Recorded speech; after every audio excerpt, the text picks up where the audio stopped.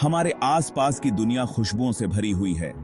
हम फूलों की भीनी भीनी खुशबू, खाने की जायकेदार सुगंध और बारिश के बाद मिट्टी की खुशबू का आनंद लेते हैं। ये खुशबू हमारी जिंदगी को और भी अच्छा बनाती है और हमें खतरों से भी आगाह करती है, जैसे जले हुए खाने या गैस लीक होने पर। इंसान अपनी नाक के कारण ही इन खुशबुओं को पहचान पाते हैं और उन पर प्रतिक्रिया दे पाते हैं। लेकिन सोचो, अगर मशीनें भी ऐसा कर पाएं तो? यहीं पर इलेक्ट्रॉनिक नाक का कमाल शुरू होता है।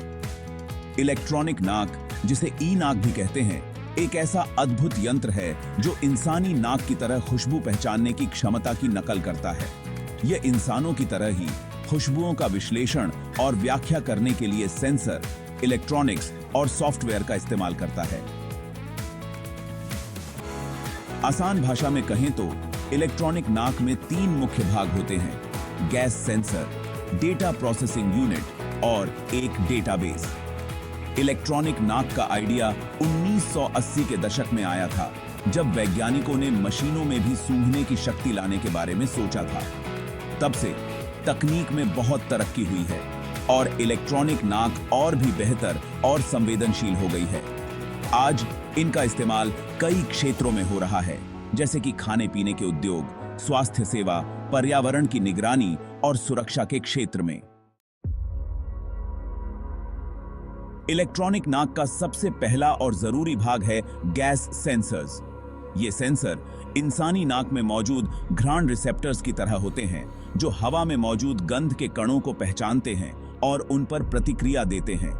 जब एक इलेक्ट्रॉनिक नाक किसी गंध के संपर्क में आती है, तो गंध के कण सेंसर के साथ क्रिया करते हैं, जिससे उनके विद्युत गुणों में बदलाव आता है।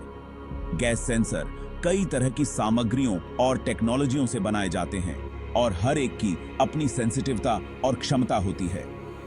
कुछ आम प्रकार के गैस सेंसर हैं: metal oxide semiconductor (MOS) sensor, चालकता पॉलीमर सेंसर और quartz crystal microbalance QCM sensors.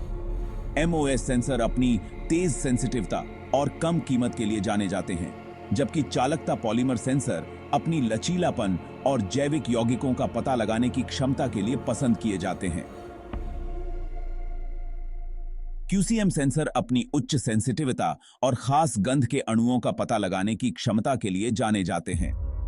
हर गैस सेंसर गंध के अणुओं की एक खास श्रेणी के प्रति संवेदनशील होता है और एक इलेक्ट्रॉनिक नाक में आमतौर पर अलग अलग तरह के सेंसर होते हैं, ताकि गंध की एक विस्तृत श्रृंखला का पता लगाया जा सके।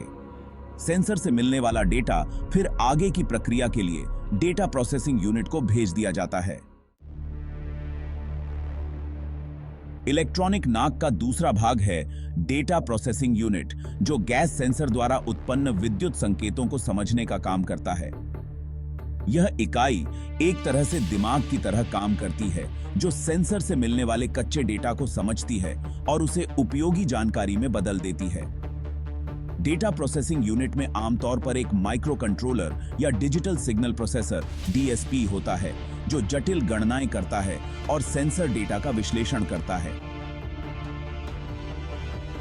जब गैस सेंसर गंध के अणुओं का पता लगा लेते हैं, तो वे विद्युत संकेत भेजते हैं, जो डेटा प्रोसेसिंग यूनिट तक पहुंचते हैं।